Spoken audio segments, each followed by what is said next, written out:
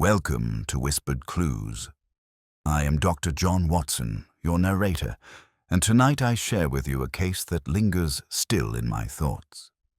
It all started with a pair of photographs, so ordinary to the eye, yet bearing the uncanny likeness of the same woman in two places where she could not possibly have been. From that trivial-seeming detail, Holmes and I were drawn into a puzzle that tested the very limits of logic and belief. Tonight's tale is The Woman Found in Two Photographs. Before we begin, recall that Holmes always warned, nothing is so small it may be safely ignored. Tell me, have you ever solved a mystery before its end? Enjoy stories woven with riddles and secrets? You're among friends here. Subscribe to join us. Now settle yourself and let the case begin.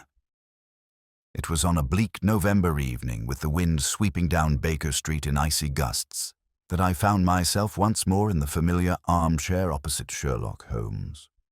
He had just returned from one of his customary solitary rambles, his long coat still powdered with a dusting of fog, and his lean figure stooped slightly from the chill.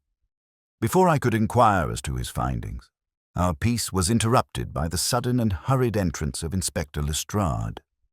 His face bore the peculiar mixture of eagerness and perplexity which I had learned to associate with a matter of great importance to Scotland Yard.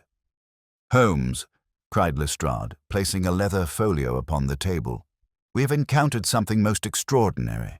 It is not a murder, nor theft, nor even what one might properly call a crime, but it has about it a peculiarity that defies explanation." Holmes leaned back, steepling his long fingers, and his grey eyes gleamed with the anticipation of an intellectual challenge. "Pray, sit down, Lestrade. You have the look of a man who has brought me a puzzle rather than a prisoner." With scarcely a pause, the inspector drew from the folio two cabinet photographs, both sepia-toned, each bearing the portrait of a gentleman of respectable appearance. He placed them side by side on the table, their likenesses striking in their difference and yet bound together by one uncanny similarity. For in each photograph, though taken in a different setting and in the company of different men, there appeared the faint but unmistakable figure of the same woman, her features blurred as though she had stepped unbidden into the frame at the very moment of exposure. Watson, though I am no expert in photographic matters, felt a curious chill run through me at the sight. The woman's face, pale and oval, with dark hair swept back beneath a modest hat, bore an expression of fixed intensity as if she stared not at the camera, but at the very soul of the viewer. And yet neither photograph had been commissioned by her, nor did the sitters in each have any knowledge of her presence. "These were taken months apart," said Lestrade, tapping the corners of the prints. "The first in Kensington, the second in Whitechapel. Different studios, different subjects, no possible connection, and yet here she is, the same woman in both. Our men cannot decide whether we deal with trickery, coincidence, or something more sinister. I thought at once of you, Mr. Holmes." Holmes rose and bent over the photographs, his hawk-like profile illuminated by the firelight. He said nothing for several minutes, his eyes scanning every line of the woman's blurred image, the background props, the shadows, even the folds of clothing. Then, without looking up, he murmured, "You were right to bring this to me, Lestrade. Here is matter of interest indeed." He straightened suddenly and regarded us both. "This is no accident, nor mere technical illusion. This woman wished to be seen, or rather, she could not avoid being seen. And that, gentlemen, is a fact which carries consequences far more serious than you may yet suppose." At that moment, the wind rattled the panes and the street lamps outside flickered in the fog, lending a spectral air to the chamber. Lestrade shifted uneasily in his chair, while Holmes, his expression now keen and resolute, carefully laid the photographs back into the folio. "My dear Watson," he said at last, "I suspect we are on the threshold of an affair both curious and dangerous. A woman who appears where she has no business to be, a pattern that eludes the ordinary eye, These are the very threads from which fate weaves its darkest tapestries. We must begin at once. Holmes had scarcely uttered his final words when he moved with sudden energy toward the mantelpiece, striking a match and lighting his pipe. The room filled at once with the familiar blue spirals of smoke, through which his sharp features seemed to emerge and vanish like a phantom's. I had seen him in this state before. The quickened breath, the restless movement, the entire man consumed by the intellectual spark of a mystery newly set before him. Lestrade, though more accustomed to Holmes than most of his colleagues, could not entirely mask his irritation at being kept in suspense. "Well, Mr. Holmes," he said, shifting his hat upon his knee, "you speak as though this were no mere oddity, but the start of some darker business." To my eye, it is a case for photographers rather than detectives. Holmes released a thin laugh, not unkind, but tinged with irony. "Your candor is refreshing, Inspector. Yet I beg you to consider, what is the probability that a single figure, always the same, should appear twice in two unrelated portraits, months apart, and in different parts of London? Coincidence is the explanation most readily seized upon by the unimaginative. But coincidence, my dear Lestrade, is the mask behind which intention most often hides. Then you think she inserted herself there by design?"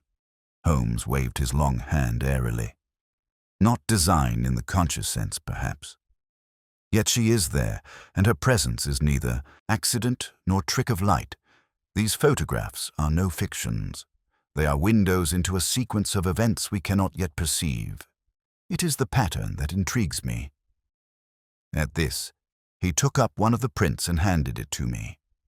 "Watson, you are a man of trained observation, though you persist in undervaluing your own eye.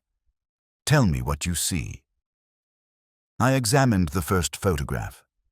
A gentleman of middle age, solid in frame and rather severe of countenance, seated stiffly against the painted backdrop of a Kensington studio. The woman's figure, faint yet undeniable, hovered at the edge, her profile turned slightly toward the sitter. "She seems," I ventured, "to stand closer to the subject than a random passer-by might. And her gaze, it is directed not at the camera, but at him." "Excellent," Holmes exclaimed, clapping his hands softly. "You perceive at once what most would miss. The human eye is drawn to faces, even blurred ones. Her attention is upon the sitter, not upon us who now look upon her. That distinction is vital." He now indicated the second print. This one depicted a different gentleman, younger, his expression somewhat nervous as he posed in a Whitechapel studio. Again, the woman appeared, this time in the background, partially obscured by a curtain. "Observe here, Watson, the angle of her stance, the tilt of the chin. She gazes again not at us, not even at the photographer, but at the subject himself. Two different men, two different settings, and yet the same woman watching." Lestrade rubbed his temples. "But what could it mean? Why should she lurk in two such places? Are we to suppose she stalks gentlemen to their portraits?" "Suppose nothing, Inspector," Holmes replied curtly. "The moment we suppose without evidence, we blind ourselves to truth. We must seek facts. Tell me, from whence did these photographs reach your hands?" Lestrade cleared his throat. "The first was brought to our attention by a Kensington solicitor whose client, the sitter here, died quite suddenly last week. Nothing suspicious, mind you. Heart failure, so the doctor says. Yet the solicitor noticed this curious figure in the old portrait and thought it odd enough to bring to us. The second came only yesterday, when a Whitechapel tradesman submitted his likeness for a guild register. Our clerk compared it with the solicitor's, and noticing the woman, raised an alarm. That is how the prints came together on my desk. Holmes's eyes flashed. "Ah, then the chain is stronger than I supposed. A dead man, a nervous tradesman, and between them a woman who does not belong. Mark it well, Lestrade. We may be at the threshold of a conspiracy." At this word, The inspector shifted uneasily. "I hope you exaggerate, Mr. Holmes." "The Yard has no appetite for phantoms and shadows." Holmes smiled thinly. "Then let us see if these shadows possess substance. Who are these gentlemen?" "The first, Mr. Archibald Murray, aged 58, solicitor's client, resident of Kensington Square, respectable and moderately wealthy. Died suddenly last week. The second, Mr. Henry Fielding, aged 27, tradesman in drapery, resident of Whitechapel Road." "Alive and well, so far as we know," Holmes nodded, committing each fact to memory. He then turned to me. "Watson, do you recall a case 2 years ago wherein a photograph of a woman was the key to a scandal that shook the kingdom?" "Irene Adler," I said at once, for the name sprang readily to my mind. "Precisely." "Then you will understand why I am cautious. Photographs do not merely capture light. They ensnare moments, relationships, intentions.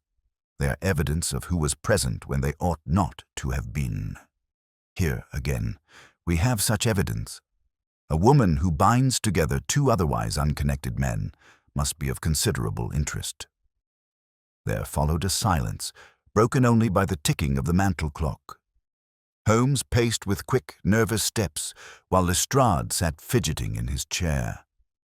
For my own part, I felt that peculiar thrill, half dread and half admiration, which always preceded one of Holmes's more singular cases. At length, Holmes halted abruptly. "We must begin at Kensington. The dead man cannot speak, but his rooms may yet bear witness. Lestrade, you will obtain access for us." The inspector inclined his head. "I can arrange it." "Excellent. Watson, you will accompany me. There is something here which touches on life and death, though we cannot yet see how. We must lose no time." Thus resolved, the matter was postponed until the following morning. Yet before Lestrade departed, Holmes performed one of those feats of casual deduction which, though unconnected to the case, never failed to astonish. "Inspector," he said suddenly, "you have lately been engaged upon a matter in the south of England, in a town where the soil is clay and the local inns serve particularly strong cider." Lestrade stared at him, half offended, half amused. "Now how in blazes—" Holmes waved him off. "The mud upon your boots is redder than London's, belonging to clay country. The faint scent upon your coat is of fermented apples. You returned but yesterday, for the marks are still fresh. A trivial observation, but one which demonstrates, I think, the dangers of overlooking the small for the sake of the great." Lestrade grumbled something about sorcery, then bade us good evening and withdrew.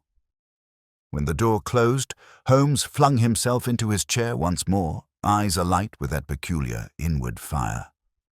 "Watson," he said softly, "there is something unnatural about this woman's appearances. If chance placed her once in a photograph, we might dismiss it. But twice, and connected with death and unease? No, my dear fellow, this is a thread that, once pulled, will unravel a tapestry. Tomorrow we follow it to Kensington Square."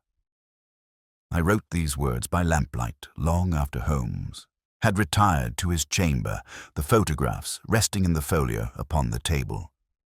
Again and again, my gaze was drawn to that pale, indistinct face, half lost in shadow, yet imbued with a presence that seemed to watch me in return. A strange uneasiness stole over me, and I extinguished the lamp sooner than usual, lest I meet those eyes too long. The morning which followed dawned grey and drizzling, the sort of cheerless London day in which even the most optimistic spirit feels oppressed by the weight of fog and smoke. Yet for Sherlock Holmes, such weather seemed only to sharpen his energies. He greeted me at breakfast with his usual briskness, his lean figure already clad in his long travelling coat, the photographs tucked securely in his inner pocket.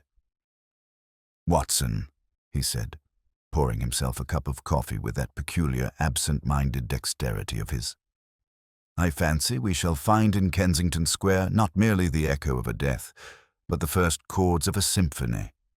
It remains to us to determine whether it is a dirge or a march. You speak, Holmes, as though the matter were already clear to you, I remarked, adjusting my gloves. Not at all, he returned with a faint smile. It is only the structure I perceive.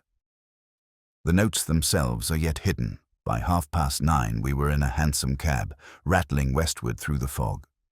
Lestrade, who had promised to meet us at the scene, was already ahead with the necessary permissions. Holmes remained silent during the journey, his gaze fixed upon the shifting veil of mist outside, as though reading some secret script in its folds. For my part, I felt the familiar stirrings of anticipation and unease that always accompanied our ventures into the unknown. Kensington Square presented itself as a quiet, respectable enclave, its tall houses standing in orderly rows about a garden fenced with wrought iron. Mr. Archibald Murray had resided in one of the corner houses, a sober brick edifice whose curtains were drawn in token of his recent passing. We were admitted by a housemaid, red-eyed from weeping, who led us into a drawing-room of some elegance, though of little warmth. There we found Lestrade already installed, conversing with a stout gentleman in mourning clothes, whom he introduced as Mr. Bartlett, solicitor and executor of the late Mr. Murray's affairs. Holmes wasted no time in civility. He bowed slightly and then, with his usual abruptness, inquired, "The cause of death, sir, was it established beyond question?" Mr. Bartlett pursed his lips. The attending physician declared it heart failure. Mr. Murray had long been troubled by a weak constitution, though he was not, to my knowledge, in imminent danger. The end came suddenly. Last Thursday evening, Holmes inclined his head, but did not press the point. Instead, he asked to be shown to the deceased's study. Mr. Bartlett complied, and we were conducted up a wide staircase into a chamber that bore all the marks of a professional man of means. The room was lined with shelves of law books and ledgers, its windows heavy with drapes that admitted little light. Upon the desk lay papers neatly ordered, as though their owner had left them in expectation of return. Holmes moved about the chamber with noiseless steps, his eyes roving from the inkstand to the carpet, from the shelves to the wastebasket. He bent once to examine a smudge upon the hearthrug, again to study the frame of the window, and yet again to peer closely at a letter half burned in the grate. "Observe, Watson," he said, straightening suddenly. "Our Mr. Murray was engaged in correspondence of some urgency when death struck. This half-consumed paper, see how only the signature has perished, while the body remains legible, was thrown hastily into the fire. Lestrade, be so good as to rescue it." With tongs, the inspector lifted the charge sheet and placed it upon the desk. Holmes smoothed it delicately. I bent over and read aloud the surviving lines. "The arrangement cannot proceed unless the lady herself is willing. I warn you the consequences of pressing the matter may prove disastrous." Holmes tapped the words with a long forefinger. "The lady, Watson?" "Always it is the lady who stands at the center of the web," Lestrade scowled. "You think this refers to the woman in the photographs?" Holmes merely shrugged, but his eyes gleamed. "We cannot yet say, but the coincidence is striking. Murray was concerned with some arrangement, dependent on a lady's consent. He dies suddenly.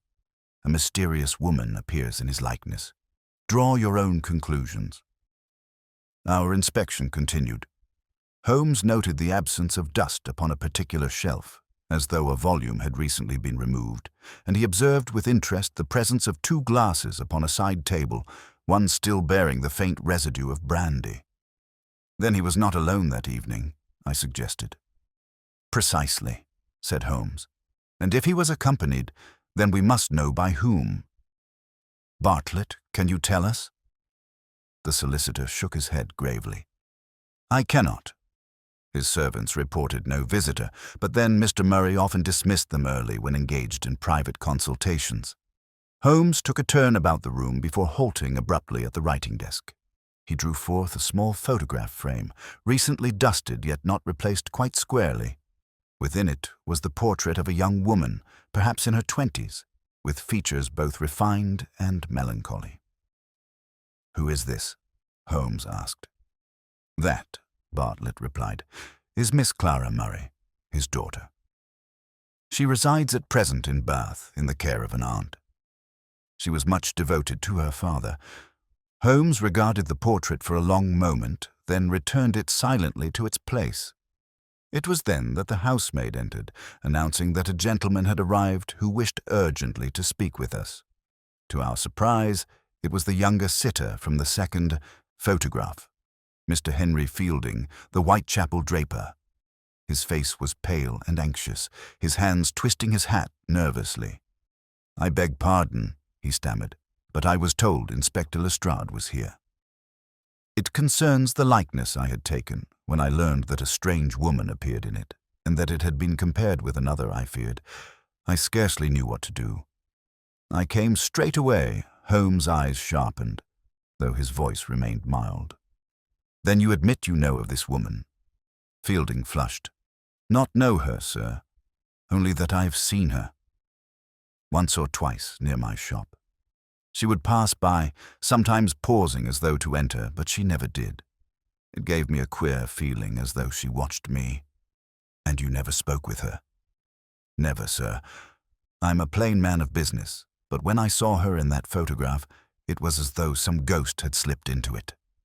Holmes paced a moment, then stopped before him. "You did well to come, Mr. Fielding. Tell me, do you know aught of Mr. Murray of Kensington?" Fielding shook his head. "No, sir. The name means nothing to me." Holmes turned to Lestrade. "You see, Inspector, the web grows more intricate. Two men, unconnected, both linked by the shadow of a woman who intrudes where she has no place.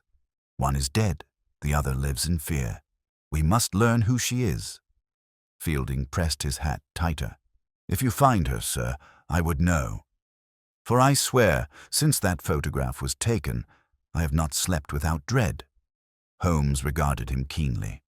"You shall know, Mr. Fielding, when the time comes. For now, guard yourself.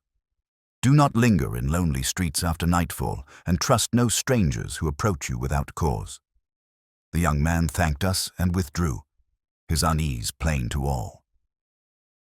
When we were again alone, Lestrade shook his head. "By heaven, Holmes, I cannot make head or tail of it. What links a Kensington solicitor and a Whitechapel draper? What woman hovers between them?" Holmes smiled faintly. "That, my dear Inspector, is the very heart of the mystery. And until we know, we must treat it not as coincidence, but as conspiracy. Come, Watson. We have gleaned what we may here. The next step leads us to Whitechapel." As we descended the staircase, I cast a last look at the somber house, where the air seemed still heavy with secrets unspoken. Holmes, however, strode with quick steps, his head bent in thought, as though the fog outside concealed not confusion, but the very clues he sought. The fog had thickened by the time we reached Whitechapel, rolling in from the river like a ghostly tide and curling in the narrow alleys with a tenacity that chilled the marrow. The hansom rattled along the cobbles until Holmes tapped the roof and brought us to a halt before a modest shop whose signboard bore the name Henry Fielding, Draper. The shutters were half drawn, though it was still early in the afternoon, and the bell above the door jingled faintly as we entered. Fielding himself emerged from behind the counter. His nervous expression had not abated since we had seen him in Kensington. Indeed, the dark rings beneath his eyes bespoke many sleepless nights. He welcomed us with hurried politeness and conducted us to a small parlor at the back of the shop. "I'm grateful you have come," he said, lowering his voice. "Since I spoke with you this morning, I have felt watched at every turn. Twice I thought I glimpsed her, there, across the street and once again by the alley near the market. But when I looked again, she was gone." Holmes removed his gloves and seated himself with deliberate calm. "You did well to send for us, Mr. Fielding. Fear, though understandable, is a poor counselor. Let us rely instead upon observation. Tell me, what do you recall of this woman's appearances?" Fielding pressed his hands together. She is tall, sir. Taller than most women, with dark hair and a pale face. Always she dresses simply, in black or grey. She never speaks, never lingers long. But her eyes, those I shall never forget. They fix upon one as though she knows every secret of your soul. Holmes inclined his head. And always alone. Always, sir.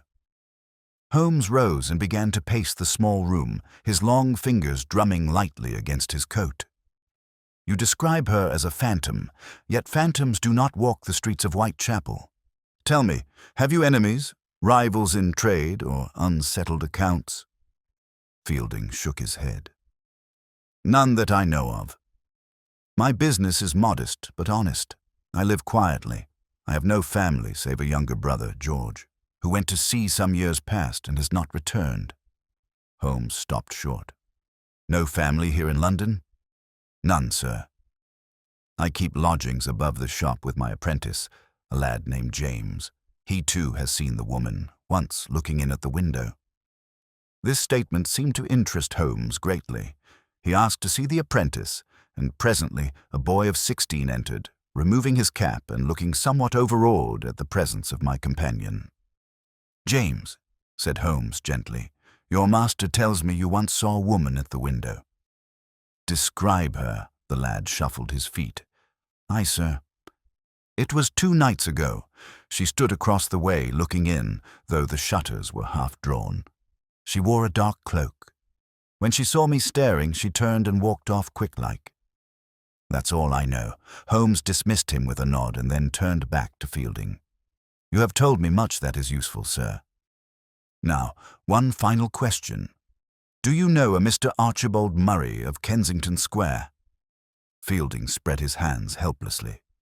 I swear to you, sir, I'd never heard the name until this very day.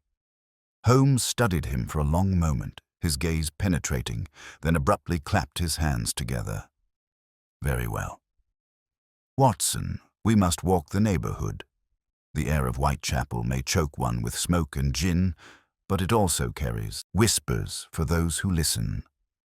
Lestrade, you will remain here and keep watch upon our nervous friend, the inspector, who had joined us quietly, muttered under his breath about being reduced to a watchdog, but consented nonetheless.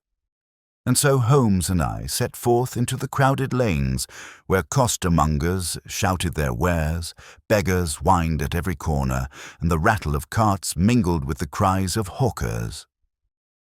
Holmes moved swiftly, his eyes darting from face to face, noting every passer-by, every shadow at a doorway. More than once he paused to peer into a shop front or to question a loitering urchin, rewarding the answers with a coin. I, less certain of what we sought, followed in his wake with mingled curiosity and unease. At length we turned into a narrow passage where the fog seemed especially thick. Holmes halted suddenly, his hand upon my arm. Do you see, Watson? There, by the lamp-post, I peered through the murk and caught sight of a figure, a woman, tall and slender, her cloak drawn tight about her, her face pale beneath a dark hat. She was watching us. The next instant, she turned and vanished into the fog. Holmes sprang forward with an energy that belied his lean frame, and I followed as best I could. Down the passage we ran, turning corners, slipping past startled pedestrians. But the woman was swift, and the fog swallowed her up as though she had melted into it. At last, Holmes stopped, breathing hard but not disheartened. She is real, Watson. Not a figment, not a trick of light. We have seen her. We returned to Fielding's shop, where Lestrade awaited us with news of his own. A strange business, Holmes, he said. While you were gone, a note was delivered here, addressed to Mr. Fielding. No messenger was seen, but the paper was found slipped beneath the door. He handed it to Holmes, who opened it with quick fingers. The note was brief, written in a bold yet feminine hand. Leave London at once. If you value your life, speak no more of what you have seen. There was no signature. Fielding turned ashen, and even Lestrade looked grave. Holmes, however, only smiled faintly. The plot thickens, gentlemen. Here we have not merely a phantom, but a hand that writes, a mind that threatens. Our lady steps out of the shadows. "Then you believe it is the same woman?" I asked. "Undoubtedly. Who else could inspire such fear in our friend here? The note is proof she knows he has spoken and that she would silence him if she could." Lestrade muttered something about arresting her forthwith, but Holmes shook his head. "Arrest whom?" "We know not her name, her dwelling, nor her true purpose.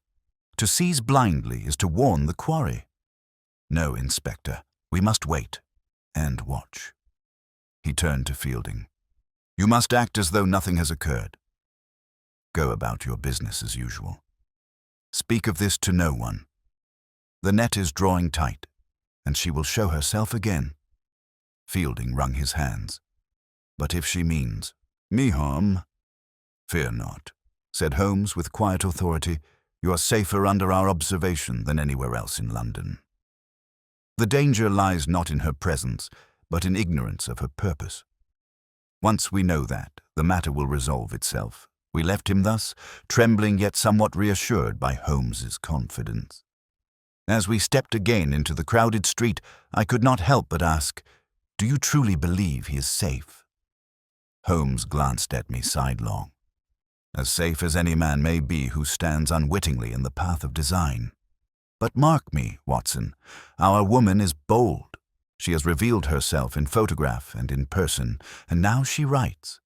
Each step brings her closer to exposure.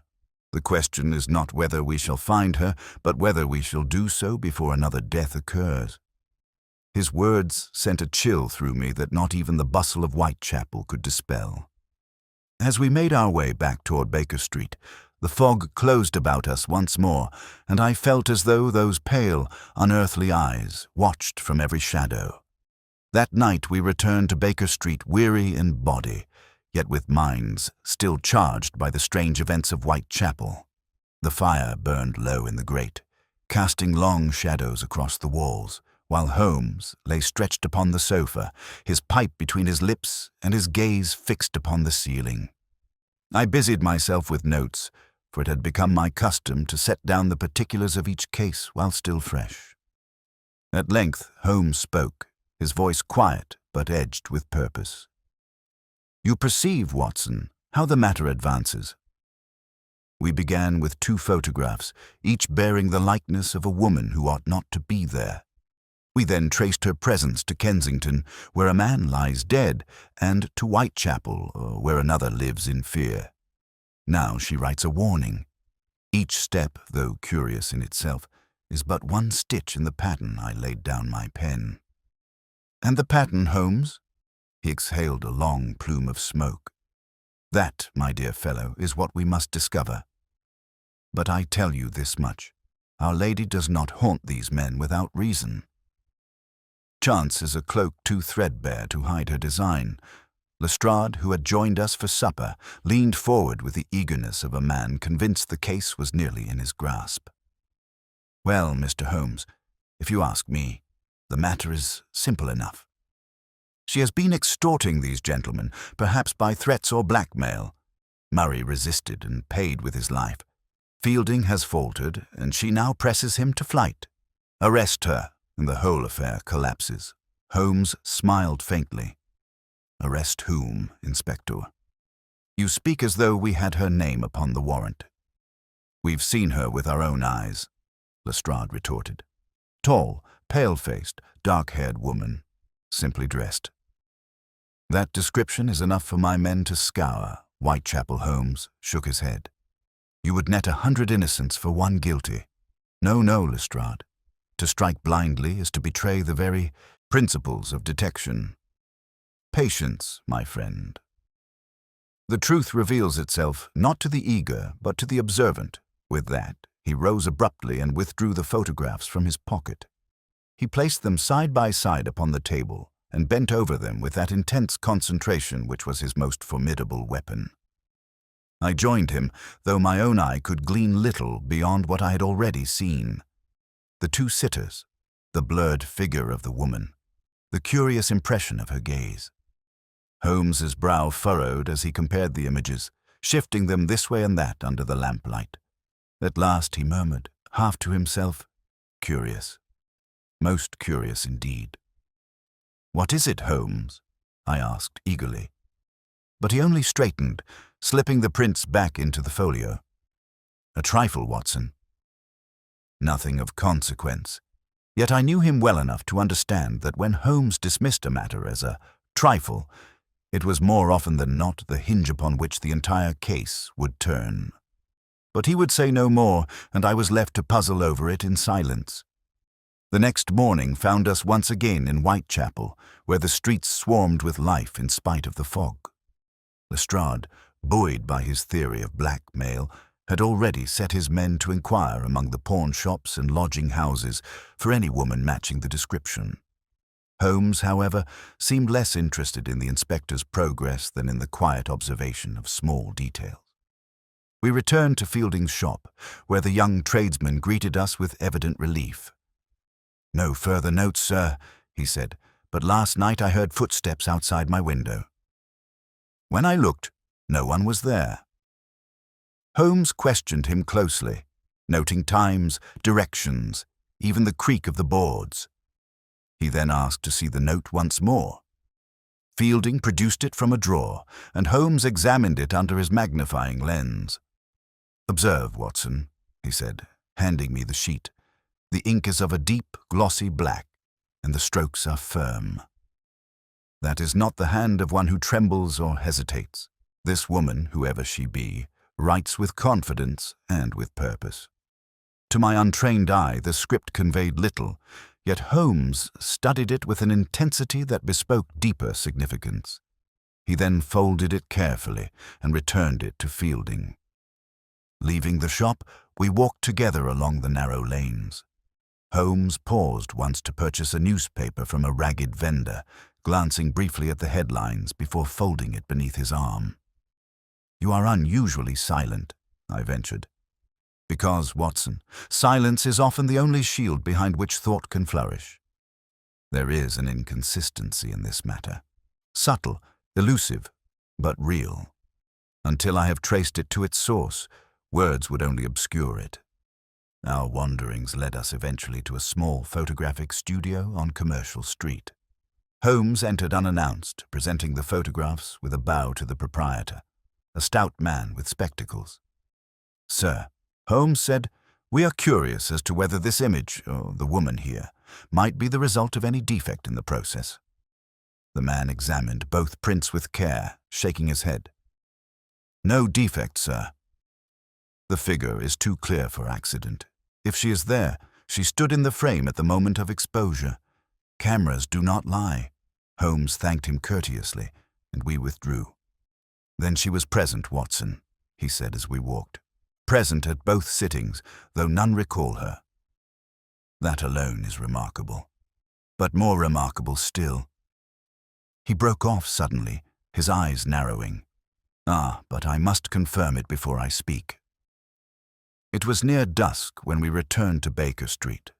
Holmes immediately set about his chemical table, preparing some curious experiment involving scraps of paper and reagents whose odor filled the room. I watched in silence, knowing better than to interrupt him when his mind was thus engaged. At last, he gave a satisfied exclamation and consigned the remnants to the fire.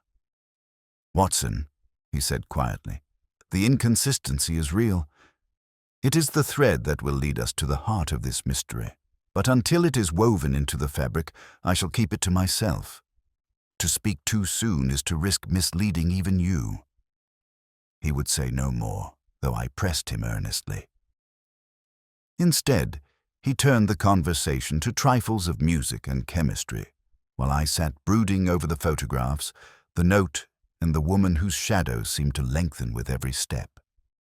Lestrade departed late that evening, still convinced he had only to put his hand upon a blackmailer to bring the case to an end.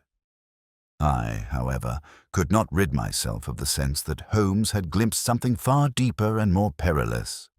For as I watched him seated in his chair, the smoke curling about his keen face, I saw in his eyes that strange gleam which told me the game was moving into its most dangerous phase. 2 days passed in restless uncertainty. Holmes had taken to pacing the sitting room for long hours, pausing only to cast a glance at the folio upon the mantelpiece, as though the blurred figure in those photographs whispered secrets audible to him alone. His violin lay untouched, his correspondence unopened, while his meals went half-consumed. I knew well these signs of an inward storm, when his mind labored at the edge of some hidden truth. On the morning of the 3rd day, Lestrade arrived breathless and disheveled, his boots muddy from hasty travel. He flung open the door and entered without ceremony. "Holmes," he cried, "it has happened again. Another man struck down, and I swear the woman is at the heart of it." Holmes rose with a suddenness that made me start. "Where?" "In Whitechapel, scarcely a mile from Fielding's shop. A pawnbroker named Evans, respectable enough fellow, was found lifeless in his back room this morning. And listen to this. His apprentice swears a tall, dark-haired woman was seen leaving the premises late last night." A curious expression crossed Holmes's face, half triumph, half grimness.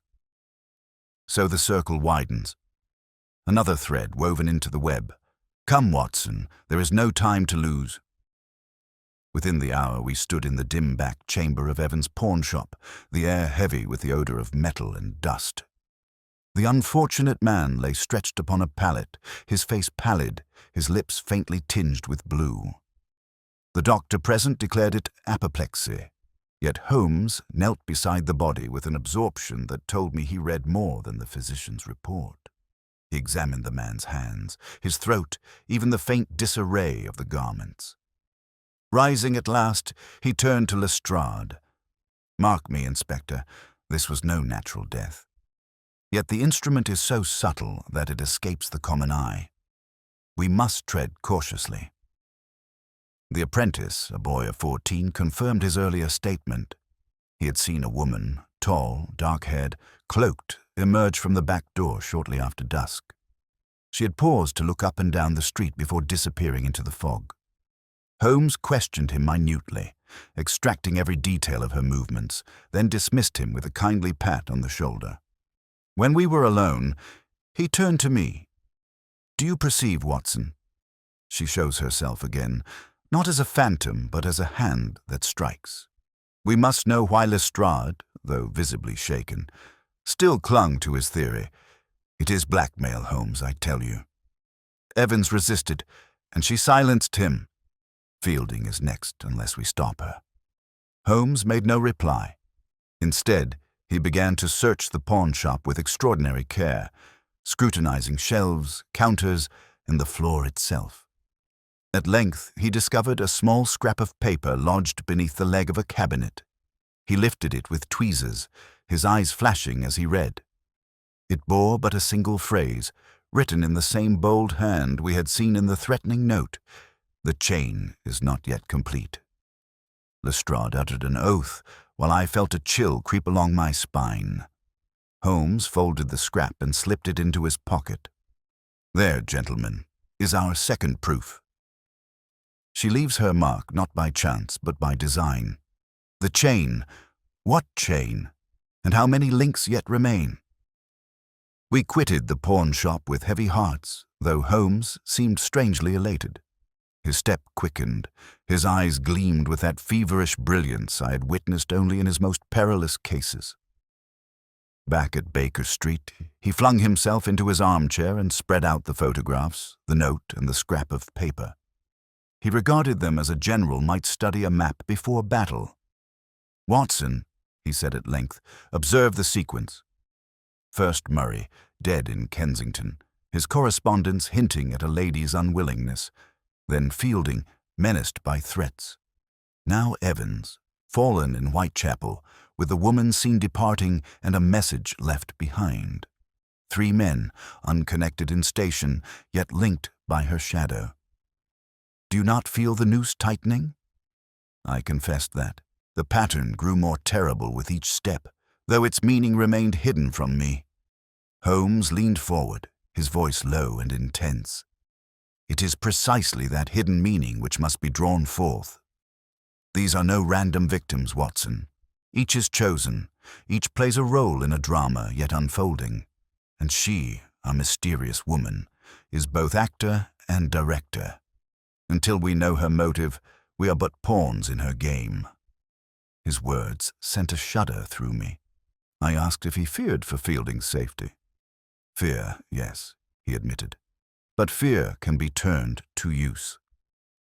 The hunter reveals himself when he believes his prey cornered. We must be watchful. That evening, Holmes's behavior grew yet more erratic. He spoke little, but when he did, it was with abrupt energy, as though his thoughts outran his words. Twice he left the house suddenly, returning hours later with no explanation save a faint smile. He examined chemical vials, consulted maps, and even donned one of his disguises to prowl the darker quarters of the city. I longed to question him but dared not press. Experience had taught me that when Holmes held back, it was never from doubt but from certainty, not yet ripe for expression. On the second night, a messenger arrived with urgent tidings. Fielding had vanished from his shop. His apprentice, James, reported that his master had stepped out after receiving a letter and had not returned. Holmes read the message without surprise. "So the play quickens," he murmured. "Our Lady grows bold indeed." We hurried at once to Whitechapel. The shop stood silent, its shutters drawn. James, pale and frightened, handed us the letter. It was brief, again in that same hand. "Come alone to the old warehouse by the river. There you shall learn the truth." Lestrade swore under his breath, calling it a trap, but Holmes's face lit with a grim satisfaction. "Of course it is a trap, Inspector." And what better snare for the hunter than his own device? He turned to me. "Watson, you will accompany me. Your revolver, if you please. Lestrade, place your men discreetly about the neighborhood, but do not approach until I signal. This matter must be played delicately, or all is lost." As we made our way through the foggy streets toward the river, my heart pounded with a mixture of dread and anticipation. Holmes strode beside me, his eyes alight, his every movement tense with suppressed energy. I knew then that we stood upon the threshold of danger greater than any we had yet faced. The warehouse loomed before us, its windows dark, its great doors sagging upon rusted hinges. Holmes paused, listening intently to the whisper of the river beyond. "Watson," he whispered, "steel your nerves. Tonight we stand in the very heart of her design. Whether Fielding lives or dies, whether truth emerges or sinks into the fog, these next hours will decide." The night was one of those peculiar London nights when fog and silence seem to conspire together, muting every sound save the slow lapping of the Thames. The warehouse into which we now crept stood like some hulking beast upon the wharf, its blackened timbers looming against the faint glimmer of the river lamps. Holmes moved ahead with the noiseless grace of a cat, his revolver concealed within the folds of his coat, while I followed close behind, every nerve strung tight as a bowstring.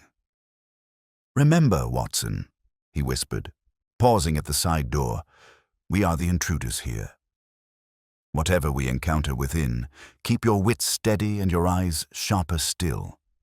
Our quarry is bold. She will not shrink from confrontation." He produced a skeleton key and with deft skill opened the door. We slipped inside, finding ourselves in a cavernous chamber, its rafters lost in darkness, its floor littered with crates and broken machinery. A single lantern burned upon a table at the far end, casting a pale circle of light. Within that circle sat Henry Fielding. His hands were bound, his head drooping forward in exhaustion or despair.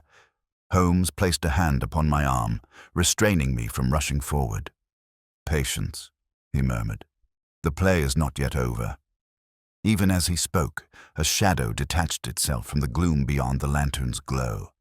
It was the woman, tall, cloaked, her face pale beneath her dark hat.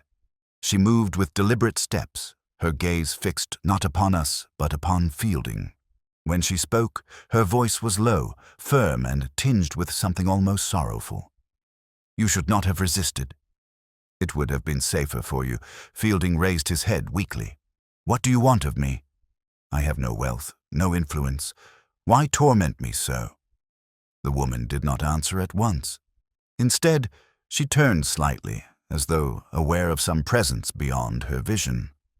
Holmes stiffened beside me, then, with a sudden decision, stepped boldly into the circle of light. "That is precisely the question, madam," he said, "and one which you shall answer, to us." She did not cry out or startle, as many might have done. Rather, she regarded him with a calmness that was almost uncanny. Her eyes, dark, luminous, rested upon him as though measuring his soul. "So, Mr. Sherlock Holmes," she said softly, "I wondered when you would come." Her composure seemed to unnerve even Holmes, though he concealed it behind his usual ironic bow. "Then you knew I must follow the trail. But you miscalculated if you thought to frighten or silence this man without drawing me after you." The faintest smile touched her lips. Perhaps it was no miscalculation. "Perhaps I wished you to follow." I confess a shiver passed through me at her words. To lure Holmes deliberately was to play a dangerous game indeed. Holmes's voice hardened. "Enough of riddles. You stand accused of haunting these men, of issuing threats, and of being seen at the scene of Evan's death. What part do you play in this chain of events?" She folded her hands, her gaze never leaving his. "The chain is not yet complete. When it is, you shall understand." Holmes moved a step closer, his eyes like steel.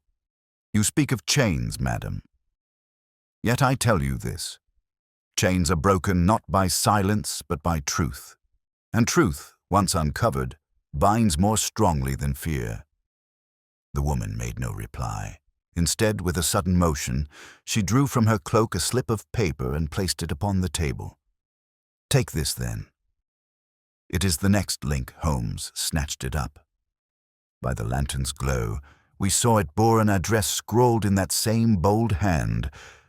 Number 17, Blackfriars Lane. Holmes slipped the paper into his pocket, but before he could press her further, there came the sound of heavy boots outside, the approach of Lestrade and his men.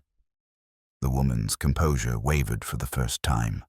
She glanced toward the door, then back at Holmes. "Remember what I have said," she whispered. "The chain is not yet complete." With astonishing swiftness, she darted toward a side passage. Holmes lunged after her, but the door slammed shut, and by the time we forced it open, she was gone, swallowed by fog and darkness. Lestrade burst in with 2 constables, their lanterns casting wild beams across the chamber. "Holmes!" We saw her fleeing. "My men are after her." Holmes raised a hand sharply. "Call them back. You will not catch her tonight. She knows these passages better than you. To chase is to waste strength." Lestrade muttered a curse, but obeyed. Together we freed Fielding from his bonds. He was shaken, but unhurt, and clung to Holmes as though to a lifeline. "Thank God you came," he whispered. "I thought I was lost." "You are safe for now," Holmes replied curtly. "But do not deceive yourself. The danger remains until we understand her design." We conducted Fielding back to his lodgings under police guard. Holmes remained silent throughout the journey, his face set in that expression of inward concentration which told me he was piecing together the fragments of the puzzle. Only when we were once more in Baker Street did he speak. He laid the slip of paper upon the table and tapped it with his forefinger. "No. 17, Blackfriars Lane. That is our next step." Lestrade looked grim. "And you mean to walk straight into another trap?" "Precisely," Holmes returned with a gleam in his eye. "For it is only in the snare that the spider reveals itself." "This woman plays boldly, Inspector." "Very well. We shall play bolder still. I could not withhold my protest. Holmes, you risk too much. Twice already she has slipped through our fingers, if she truly means murder. He cut me short with a gesture. My dear Watson, you do me injustice. To walk blindly into danger is folly. To walk knowingly is strategy. There is a difference. And with that, he rose, pacing before the fire, his eyes burning with that strange light which I had seen only in the most perilous of cases. Tomorrow we go to Blackfriars Lane. There the chain will lengthen, or break. Until then, Watson, keep your revolver loaded and your courage steady. We shall need both. The following morning dawned bleak and sodden, with rain falling in a fine mist that blurred the outlines of the city. Holmes greeted the day with an energy that contrasted sharply with the gloom outside. He had already broken his fast by the time I descended, and I found him at the window, his lean figure silhouetted against the shifting drizzle of Fleet Street.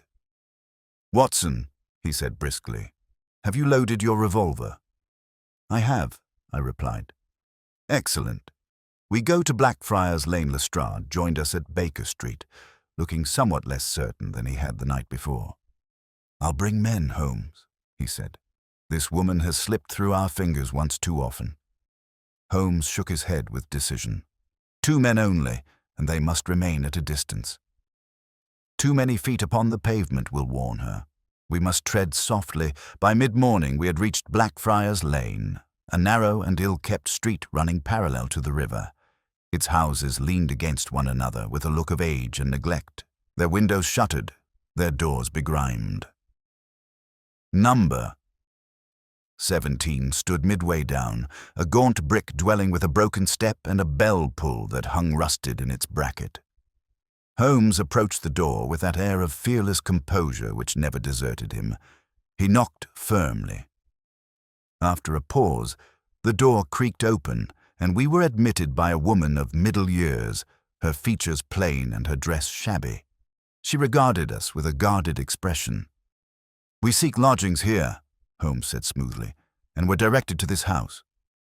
"Does it still take boarders?" The woman hesitated, then shook her head. "No rooms here." "Try further down." Holmes smiled faintly. "Ah, then perhaps we are mistaken. Yet before we go, tell me, have you observed a tall lady, dark-haired, pale of face, who comes and goes at irregular hours?" At this, the woman's expression changed. A flicker of unease crossed her features before she turned brusquely away. "I know nothing of such persons." "Good day to you." She made to close the door, but Holmes slipped his foot within the jamb, his tone now quiet but commanding. "Madam, we are here by authority. If you value your own safety, you will answer plainly." Her resistance faltered. With a nervous glance up and down the street, she admitted us into a narrow passage. "I don't want trouble," she muttered. "Yes, there is such a woman. Comes sometimes by night, never speaks, pays in coin that I dare not refuse. She has a room upstairs, though she leaves no trace behind her. I've half a mind she is a spirit." Holmes's eyes gleamed. "Show us the room." We ascended a crooked staircase to a chamber on the upper floor. It was sparsely furnished, a narrow bed, a chair, a small table. Yet it was not the poverty of the place that struck me, but its emptiness. There were no personal effects, no clothing, no belongings of any kind. Only a faint perfume lingered in the air, delicate and strangely haunting. Holmes moved about the chamber with silent precision, examining every corner. He stooped to peer beneath the bed, tapped the floorboards, studied the hearth. At last he paused at the table, upon which lay a small scrap of torn envelope. He lifted it carefully. Upon it was written in the same hand as before. "The final link shall be forged tonight." Lestrade uttered a low exclamation. "Tonight, then we must act at once." Holmes folded the scrap and placed it in his pocket. "Patience, Inspector. We must learn where this link is to be forged, else we grasp at smoke." As he spoke, there came a sound from the street below, The creak of a carriage wheel, the muffled tread of boots. Holmes darted to the window and looked out. "Watson!" There, at the corner, I followed his gaze and caught sight of her, the woman herself, cloaked and veiled, stepping swiftly toward a waiting cab. Even through the mist, her presence carried that same uncanny intensity which had haunted us from the beginning. Without a word, Holmes was down the stairs and into the street. Lestrade and I followed in haste.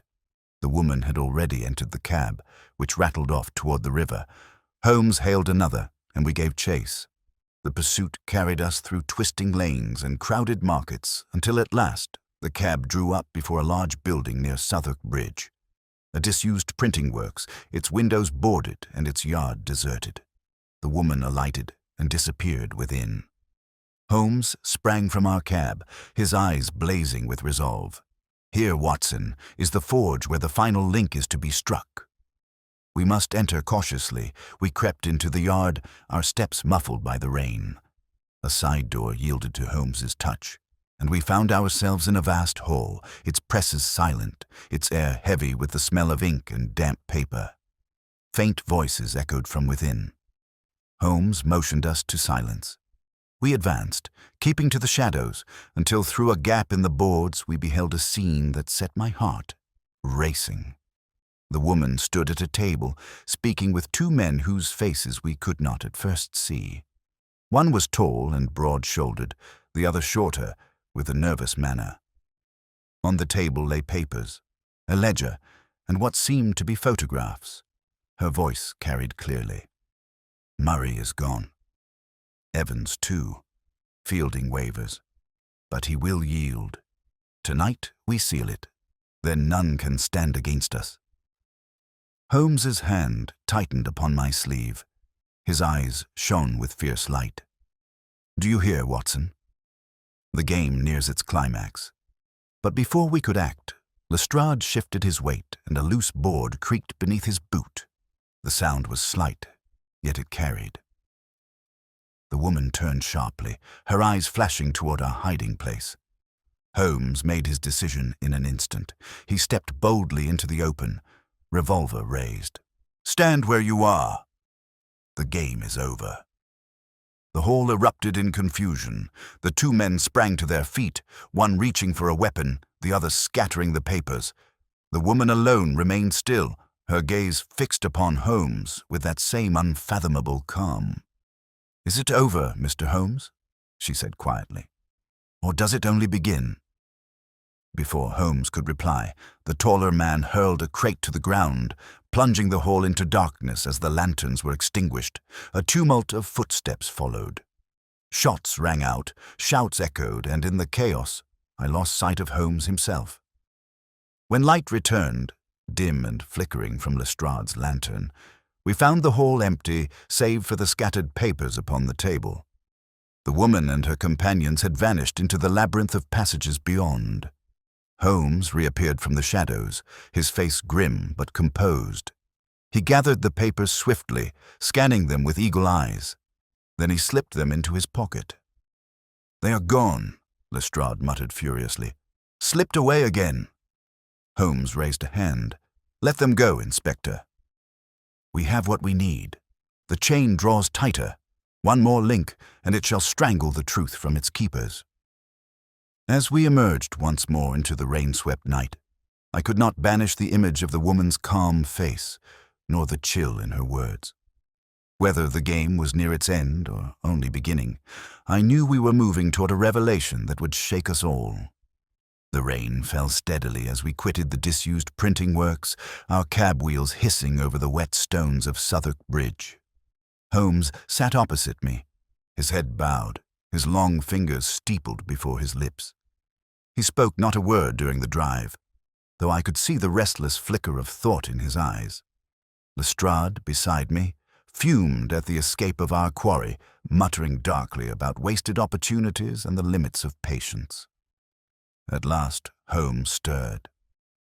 "Inspector, you see defeat where there is victory.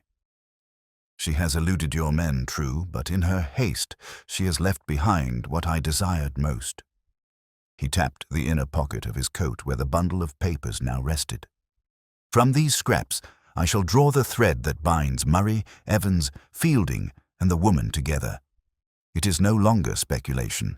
It is fact. I leaned forward eagerly. Then you have solved it, Holmes? He gave a thin smile. Solved, yes. Proven, not yet. Until the final piece is laid bare, my explanation would be premature. We returned to Baker Street, where Holmes spread the rescued papers upon the table. They were varied in nature. Pages from ledgers, fragments of correspondence, and 2 photographs more recent than the others. Each bore, faint but undeniable, the shadow of the same woman. Holmes examined them one by one, his lens moving with swift precision. Observe, Watson. In every case, the woman is present. Not as a passer-by, but as an observer. The men do not look upon her, yet she looks upon them. Always upon them, I felt again the chill that had haunted me since first beholding her image. It is uncanny, I murmured. Holmes nodded. Uncanny to you, perhaps. To me, it is deliberate. She is the constant in the equation. The variable is the men, their stations, their circumstances, their fates. That is the inconsistency which I marked from the first. She does not belong in the photographs, yet she belongs to the sequence. Lestrade muttered impatiently. And what sequence is that? For heaven's sake, Holmes, speak plain. 3 men are dead or in peril, and you sit turning over scraps of paper like a scholar at his books. Holmes fixed him with a cold glance. Patience, Inspector. A net is not cast by flinging ropes at random, but by weaving them strand by strand. Would you have me spring before the snare is complete? Lestrade subsided with a grumble, while Holmes bent once more over the papers. At last he drew from the pile a half-finished letter, its ink smudged by damp. He read aloud, "The society cannot endure exposure. Each link must be secured or all is lost. The lady ensures compliance. She is our safeguard and our sentinel." Holmes laid it down with quiet triumph. There, Watson, is the key. A society, a chain of men bound together by some secret bond. Each link is watched, each threatened, each compelled. And she, our mysterious woman, is the sentinel, the keeper of their silence. The revelation struck me with force. Then Murray, Evans, and Fielding, each was part of this society. Undoubtedly. And when they wavered, she appeared, first in photographs, then in person, finally in threats. Just so. Lestrade's eyes widened. Then she is no common blackmailer, but the very agent of a conspiracy. Holmes inclined his head. Exactly. But mark this well. She is no mere agent. Her hand is firm, her presence constant. Without her, the society falters. That is why she is the link which both unites and betrays them. I longed to press him further, but he raised a hand. Not yet, Watson. To reveal too soon would be to mar the symmetry of the affair. There remains one link unfastened, and until it is struck, the chain is incomplete. At that moment, Mrs. Hudson entered with a telegram upon a tray. Holmes tore it open and read swiftly. A shadow passed across his features. "Just as I expected," he murmured. "Fielding has disappeared once more, this time from beneath police guard. He was last seen near the river." Lestrade sprang to his feet. "Then he is lost." "Not lost," said Holmes quietly. "Taken. The final link, Watson. Tonight the chain closes." His energy now redoubled. He summoned maps, consulted timetables, and scribbled rapid notes. At last he turned to us with that peculiar gleam in his eye which heralded decisive action. "Watson, your revolver. Lestrade, your men must surround the riverfront near Blackfriars by midnight. We shall go ahead and take our places unseen, for it is there, in the shadow of the Thames, that Our Lady will reveal her hand at last." The remainder of the day passed in restless preparation. Holmes alternated between stretches of intense activity and long intervals of silence. during which he lay upon the sofa with his eyes closed, conserving his strength. I, for my part, could neither read nor write, so full was my mind of the peril to come. At nightfall we set out. The fog had lifted, leaving the river glistening beneath a wan moon. The streets near Blackfriars were quiet, the warehouses deserted. Holmes led us to a vantage point upon the roof of a neighboring building from which we might observe unseen. We waited in silence. The hours crept by, the chill of midnight settling into our bones. At last, Holmes touched my arm. "Look there." A figure approached the warehouse yard, tall, cloaked, unmistakable. The woman moved with deliberate steps, her posture regal even in shadow. Behind her came two men, half dragging, half supporting a third, Fielding. His head hung low, his limbs limp. They vanished within the warehouse. Holmes's eyes blazed. "It is as I said. The final link is to be forged tonight. Come, Watson. The moment of truth is at hand." We descended swiftly and stole across the yard. From within came the murmur of voices, then a sudden sharp cry. Holmes pressed his ear to the door, his expression grim.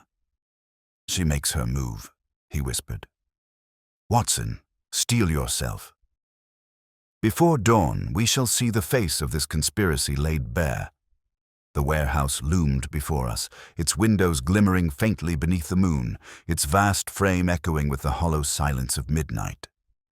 Holmes laid a hand upon the door, his face set with grim resolve. I saw that his eyes, so often cool and detached, now burned with an intensity that bespoke both triumph and peril. "Watson," he whispered, "this is the fulcrum. What transpires within shall decide the fate of all concerned. Keep your revolver ready, but fire only upon my command." We pushed the door ajar and slipped inside. The air was damp and rank with the smell of mouldering timbers. At the far end, a lantern cast a pool of yellow light upon a rough-hewn table. Around it stood the woman and her two accomplices. Fielding lay bound upon the floor, his face pale but his eyes wide with fear. The woman's voice, calm and resonant, carried clearly to where we crouched in shadow. "You are the last, Mr. Fielding," Murray faltered. "Evans defied us, and both are gone. But you shall hold, whether by will or by fear. The chain must not break." One of the men, the taller of the two, growled impatiently. "Enough talk. If he resists, we end it as we did with the others." Holmes's lips tightened. He stepped forward into the lantern's glow, his revolver raised. "No further, gentlemen. The game is ended." A gasp escaped Fielding's lips, while the shorter man shrank back. The woman, alone, remained unmoved. She turned her gaze upon Holmes, and in that moment the entire hall seemed charged with the force of her presence. "So," she said softly, "the master of reason comes at last. I have awaited you." Holmes bowed with mock courtesy. "And I, madam, have pursued you. You see how our courses meet." She smiled faintly, though her eyes never softened. "You think yourself the hunter, Mr. Holmes. But perhaps you are but another link in the chain." Her words sent a shiver through me, though Holmes only advanced a step. "If that is so, madam, then the chain has overreached itself. For I hold in my pocket the fragments of your design, the letters, the ledger, the photographs. The world shall see them, and your society crumbles into dust." At this, the taller man sprang forward with a curse, but Holmes wheeled upon him with a swiftness that checked him short. Another step, and I fire. The silence that followed was broken only by Fielding's ragged breathing. The woman regarded Holmes with narrowed eyes, then motioned the men to stand down. "Very well," she said. "You have the papers. But do you understand them?" Holmes's smile was thin.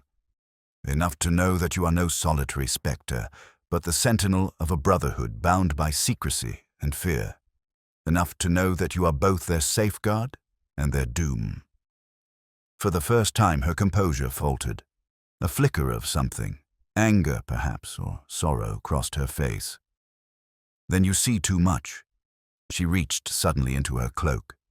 I raised my revolver, but Holmes's hand shot out, staying mine. "Hold, Watson." From her cloak she drew not a weapon, but a small vial, stoppered with glass. She held it aloft, her voice ringing clear. "One drop of this, and silence is eternal." It was with this that Murray fell, and Evans too. "Will you risk it, Mr. Holmes?" Holmes's eyes never wavered. "Poison, then." Subtle, deadly, and nearly undetectable. Yes, I had suspected as much. But you miscalculate if you think to use it now. Your threat is void, for your design is already broken. She stared at him a long moment, then lowered the vial slowly, her hand trembling ever so slightly. The taller man cursed under his breath, but the shorter looked visibly relieved. Holmes seized the moment. "Inspector Lestrade!" he cried. At once, figures burst from the shadows, Lestrade and his constables, who had followed Holmes' orders to surround the warehouse. The men were seized before they could resist, their weapons confiscated. The woman alone remained untouched, her head held high as though awaiting judgment. Lestrade strode forward, triumph in his eyes. "At last. Holmes, you've done it. We have them now." Holmes' expression remained grave. "Not yet, Inspector. The body is captured, but the spirit remains. Until we understand the full measure of her purpose, we have won nothing." He turned to the woman. "You will accompany us to Baker Street. There, in proper course, all shall be revealed." She inclined her head with surprising grace. "As you wish. The chain is complete, Mr. Holmes. Break it if you can." Her words lingered in the air as she was led away under guard. Fielding, freed at last, staggered to his feet, his gratitude pouring forth incoherently. Holmes listened with scant attention, his mind already turned inward upon the puzzle. Back at Baker Street, the hour well past midnight, we gathered once more in our familiar sitting room. The woman sat composed in a chair, her hands folded, her eyes gleaming with a strange serenity. Lestrade hovered like a jailer, while I tended to Fielding's bruises. Holmes stood before the fire, the rescued papers in his hand. "Watson," he said at last, "you have followed me faithfully, though the darkness has been deep. Inspector, you have borne with me though your patience wore thin. Now the time comes when the shadows must lift."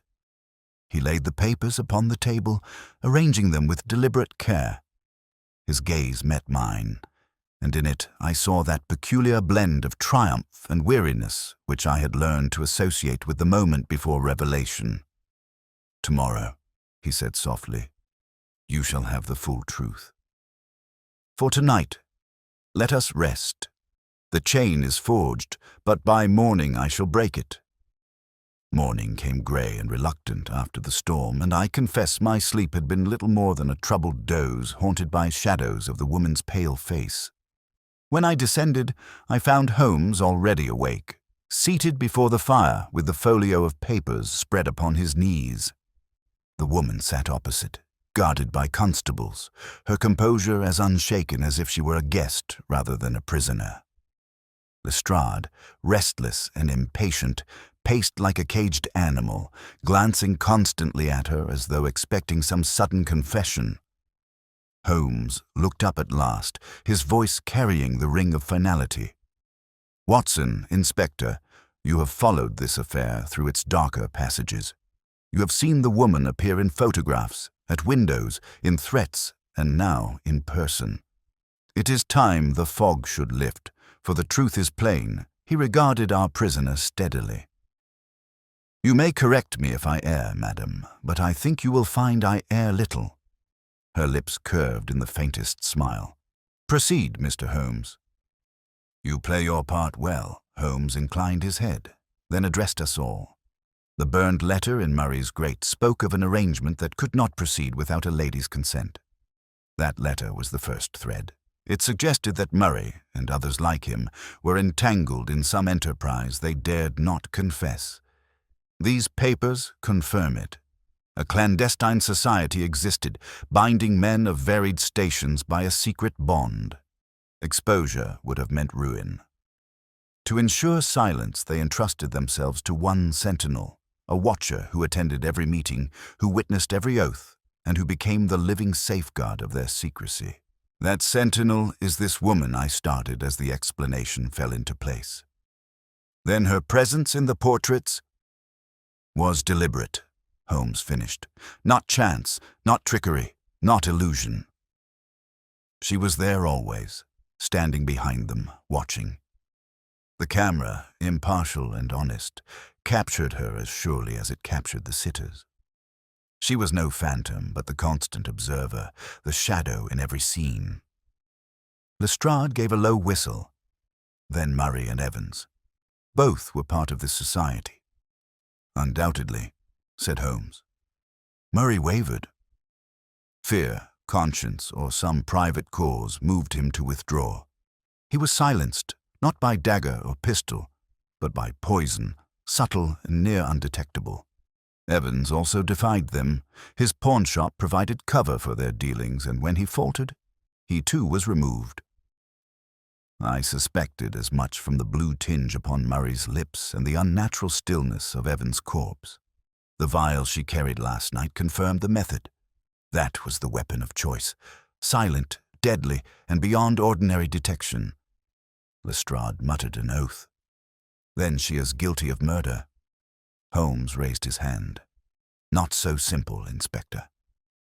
She may have been no more than the instrument, yet the fact remains that wherever silence threatened to break, she was present, and the shadow of death followed. He turned to Fielding, who sat pale and shaken near the hearth. You, sir, were younger, weaker, less resolute than the others. For you, they reserved threats and terrors rather than the draft. Notes were slipped under your door. Footsteps sounded at your window. Her figure loomed in the fog. You were to be broken not by death, but by fear. When you faltered still further, they seized you and dragged you to the warehouse. There they meant to force your submission. That was the final link in their chain. Fielding bowed his head. It is true. I knew little of their greater design, but they pressed me to join. When I refused, she was always there. I could not escape her eyes. Holmes's gaze sharpened. The inconsistency which first struck me lay in the photographs themselves. If she were mere chance, she would have looked toward the camera or away into distance. But in both, she gazed directly at the sitter. That was no accident of exposure. That was her duty, the sentinel watching the oath-bearer. Once I saw that, the pattern revealed itself. The woman is the constant, the men are the variables. Around her the entire web is woven. He paced before the fire, his voice gaining force. Last night they sought to complete their circle by binding Fielding. Had they succeeded, the chain would have closed once more, but their haste betrayed them. They left behind papers that laid bare the truth, a society bound by secrecy, guarded by fear, ruled by silence, and she... He turned suddenly upon her. She was both their safeguard and their doom. For the first time her composure faltered. A shadow of anguish passed across her features, though her eyes never dropped. You see much, Mr. Holmes, she said quietly, yet you mistake one thing. I was no sentinel by choice. They bound me with threats, with chains stronger than iron. They held over me the ruin of one I loved. I never struck the blow. I never poured the poison. I was only the shadow that watched her words fell with a strange solemnity, and for a moment silence reigned, broken only by the ticking of the clock. Lestrade shifted uneasily, but said nothing. Holmes regarded her gravely. Madame, whether you were victim or accomplice is not for me to decide. That lies with the law, yet your presence in every photograph, your hand in every note, your shadow at every death, those are facts from which no sentiment can release you. You were the link that held them together, and without you, the chain cannot stand. She bowed her head, her composure returning, though her face was pale. Lestrade, seizing upon Holmes's words, strode forward with renewed determination. "We have them now, the woman, the papers, the proof. Before the day is out, we shall have the rest of the society in irons." Holmes gave a faint, weary smile. "Perhaps. But do not underestimate the reach of such a body, Inspector. Cut the chain, and the links may scatter into the shadows once more. You have work before you." Fielding rose unsteadily, tears in his eyes, and clasped Holmes's hand. "You have saved me, sir. I can never repay you."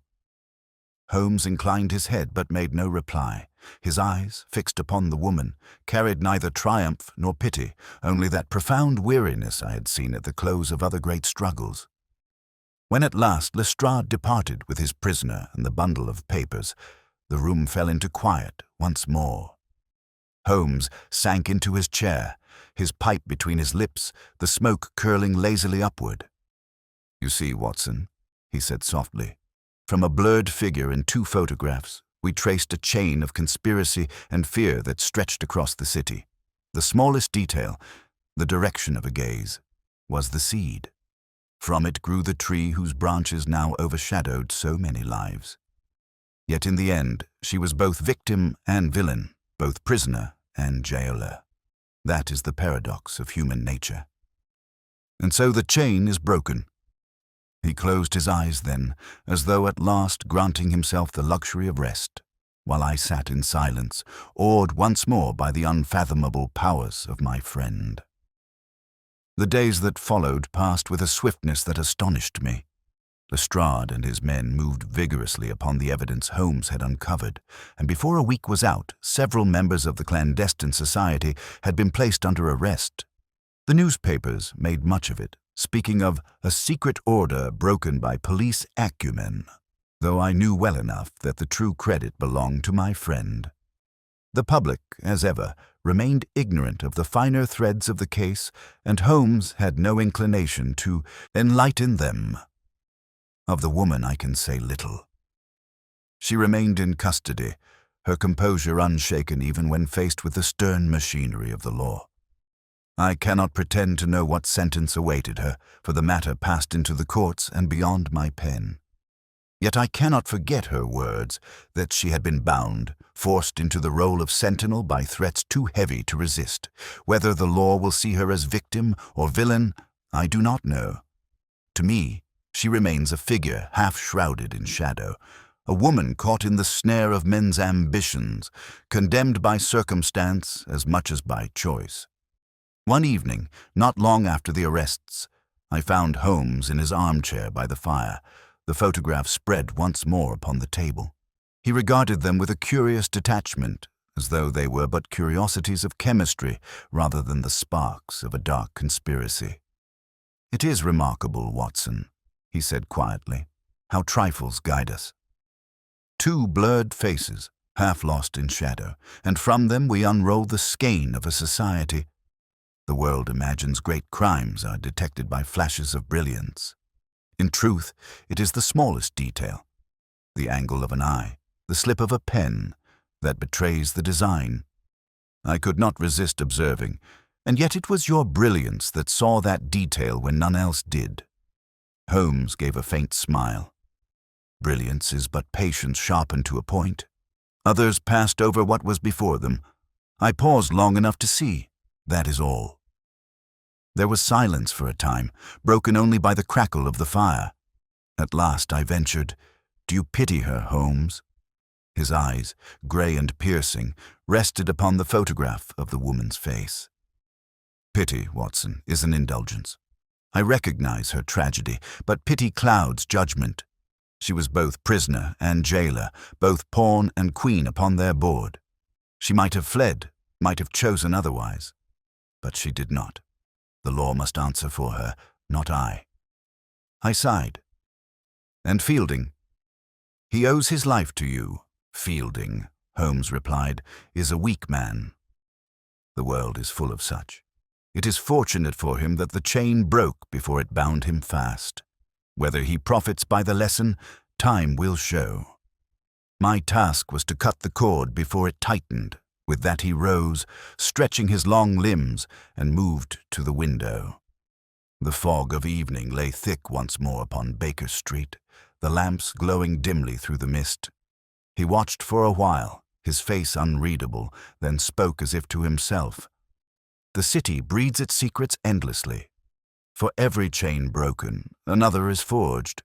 Men plot in shadow, women are bound by fear, the poor stumble into snares laid by the rich.